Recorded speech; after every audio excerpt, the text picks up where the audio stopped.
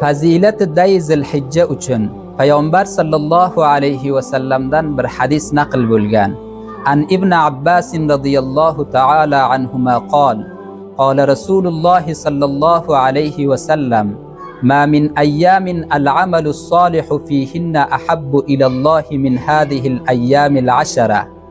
Aytadilar, ya'ni hech ro'zi yo'qki amal solih mahbub bo'lsa Allohning oldiga min hadihil ayyamil ashara, mana shu day Zilhijjadan ko'ra 10 ro'zki qurbonlikka qolgandan ko'ra amal solih behtar bo'lsa hech amal solih yo'q deydilar.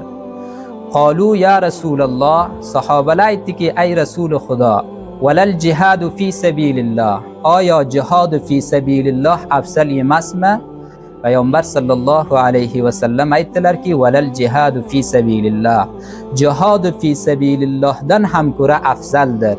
Illa rajulun kharaja bi nafsihi va malihi, magar bir insoniki nafsi bilan moli bilan Allohning yo'liga xorij bo'lsa, falam yarji' min zalika bi shay, va qaytmasa, ya'ni moli va jonini Allohning yo'liga fido qilsa, faqat shu insonda Rasululloh istisno qildilar. G'ayr az mana shu insondan boshqa day Zilhijjaga amal solih qilishli, namoz o'qishli, roza tutishli va zakot berishli va boshqa ibodatlarni qilishli Allohning oldiga mahbubtarin amal hisob bo'laykan.